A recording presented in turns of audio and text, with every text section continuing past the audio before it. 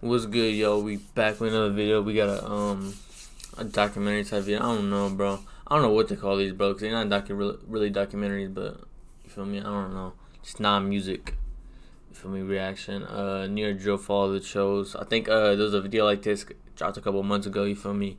I ain't react to it, but yeah, man, we gonna watch. There's been a heated battle in Brooklyn over the past few years between the Woos and the Choos. Yeah. Early on, the two groups was evenly matched in the music industry, with artists like 22G's, Nick Blicky, and Coach the Ghost representing the Choos.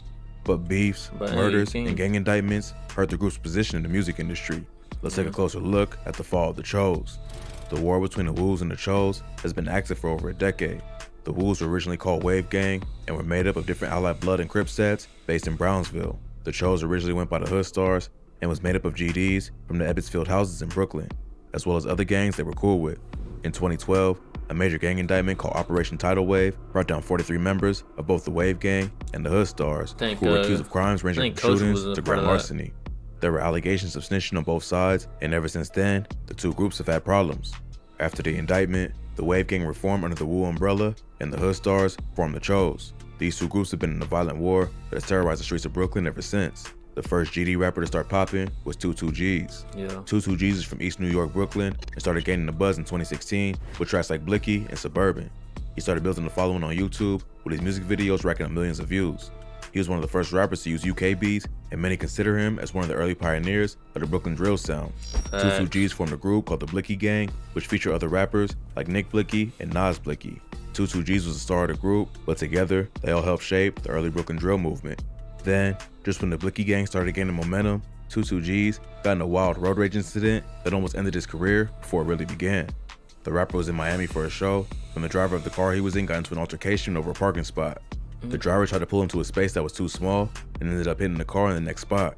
The owner of that car and another man saw it happen and confronted them. At one point, the driver pulled out a gun, shooting both men before fleeing. This led to a high-speed chase with police, which resulted in the driver getting killed. 22G's was in the car the whole time and got arrested for the murder after one of the victims died. He was later cleared of all charges once it was proven that the driver of the car was the one who fired the shots. But 22G's still spent the next few months behind bars fighting the case. So, while the leader of the Blicky Gang was locked up, his homie Nick Blicky stepped up to the plate and started rapping to maintain their buzz in the streets. Nick Blicky had been secretly making music before, but never dropped anything. So, 22G's getting locked up was the perfect moment for Nick to make his debut as a rapper. Hey, and that's the same thing going with that O-Block shit. When Von died, Muwap was like, he was famous, but he never rapped, and then you feel me, started getting rapping, and then you feel me, recently got indicted and shit. Sucks, bro. But I'm just saying, like, that, I don't know, bro. You gotta step up sometimes. You feel me? When one of your guys is rapping, you feel me? They gotta sit down for a second, and someone else gotta pick up the pace and do what they gotta do too, just to, you feel me, provide the money. 22G's got out. The Blicky Gang continued to dominate the New York drill scene. 22G's and Nick Blicky collabed for the track Jet Li, which quickly racked up over 1 million plays. Nas Blicky and Breezy Blicky were also putting out music and doing decent numbers. So, for a minute, it seemed like the GDs had the Brooklyn drill sound on lock.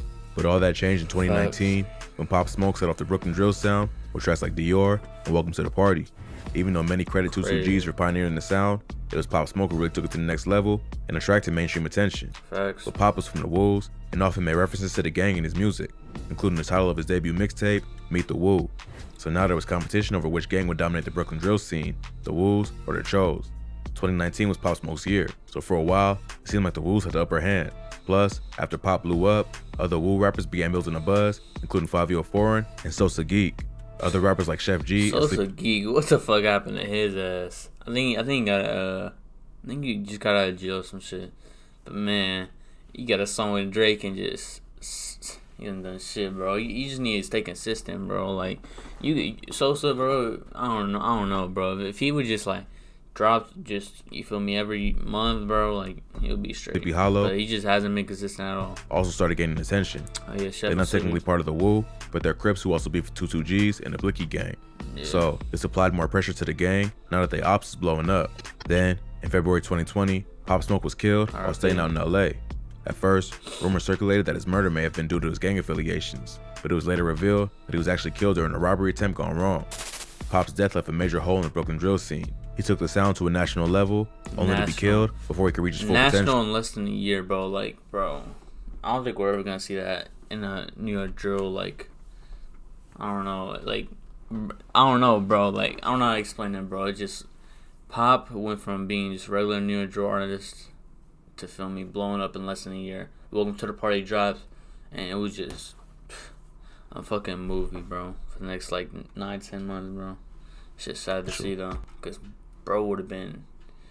Bro, he would have been crazy. It was a big loss for NYC hip hop, and for a while, it seemed like Brooklyn drill would never be the same. Man. Because a few months after Pop Smoke was killed, tragedy also hit the Blicky gang.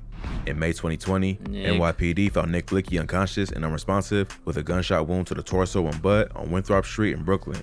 Initially, footage leaked to the internet showing police standing over his body, leading many to assume that he was killed in an incident of police brutality. But come to find out, Nick was actually killed by someone he knew. Police uncovered surveillance footage from outside a nearby deli, which showed Nick dapping up his killer just before being shot. They used the footage to identify a suspect named Khalif Gleen, who had previously served time for attempted murder. The footage also showed that Gleen was rocking a blue bandana at the time of the shooting, leading police to believe that Nick's gang affiliations may have led to his death. The exact motive behind the murder is still unclear, but police revealed that it was likely payback for the Blicky gang dissing Pop Smoke after his passing. Both Breezy and Nas Blicky sent shots on social media after Pop's murder. So, police believe that Nick's death was retaliation for the disrespect. Nick Blicky's murder was a major L for the GDs. He was starting to build a major buzz with the song Drive the Boat and was working on his debut album at the time of his death.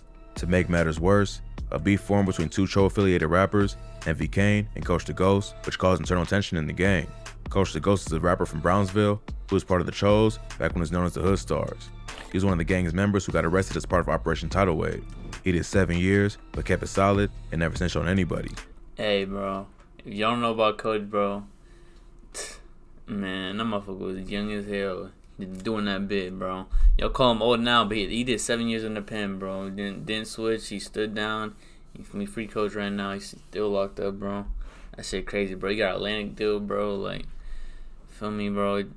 All it takes is one song, bro, and you can get the deal and your life can change, bro. Shout out Coach, man. So, he earned a lot of respect in the gang.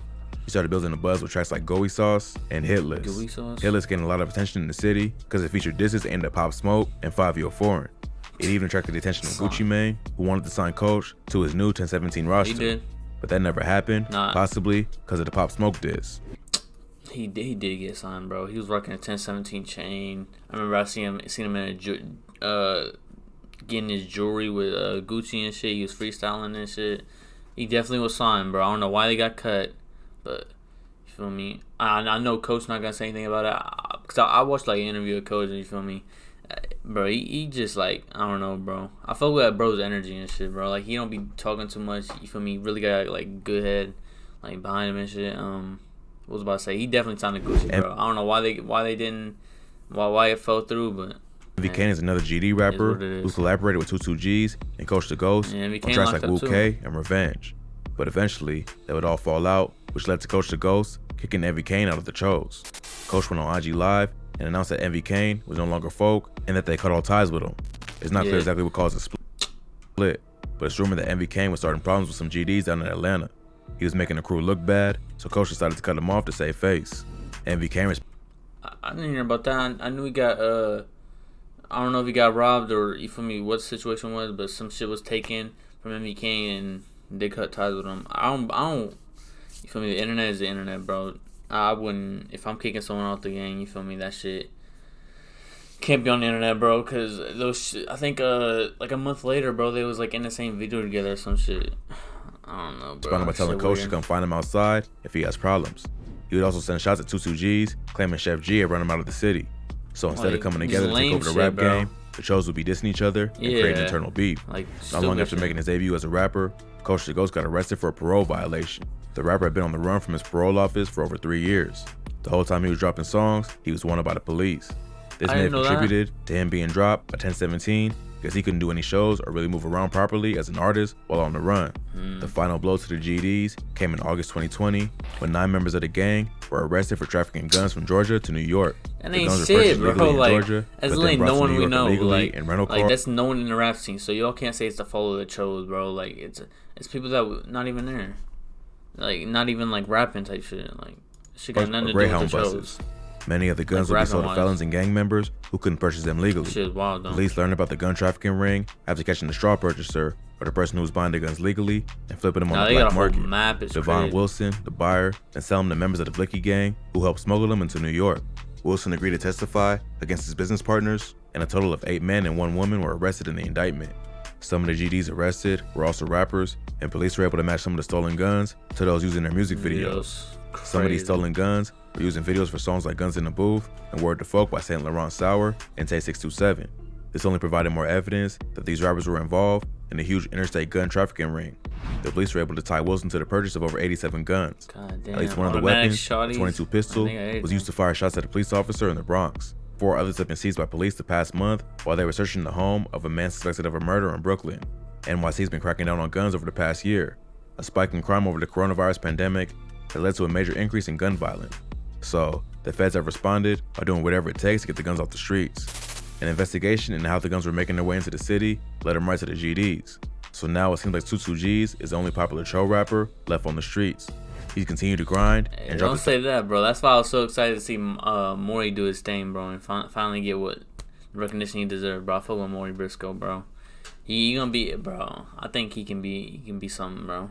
I hope so, bro. Cause I hate seeing this, the fall of the Choos. Like, you feel me? 2 of their men's is locked up, and if they was out, you feel me? Motherfuckers gonna say Coach fell off, and you feel me? Shit like that, cause he's not pulling the same amount of views as Hit List, but you feel me? I think he's more working on his craft and not caring about the distance. But MVK ain't still gonna stay consistent, bro. He got like a name in New York alone, bro. Like, you feel me? People are gonna fuck with him in New York just cause he's been around for so long. I'm just gonna say the same. Third official mixtape, The Blicky Tape, in March 2021, which peaked at number 20 on Billboard. He continues to receive credit as one of the early pioneers of Brooklyn drill and still has a dedicated fan base. But it seems like the GDs have lost a lot of momentum in the rap game compared to when he first entered the industry. I don't know, bro. Guns. We saying that, bro. The fall of the Choos. I definitely feel like, you feel me, they definitely took a step back. I mean, they didn't have like a lot of people on anyways, like, compared to the Woos, bro. I ain't gonna lie. Like, I don't know, bro. I feel like Choos got something, bro, with Maury.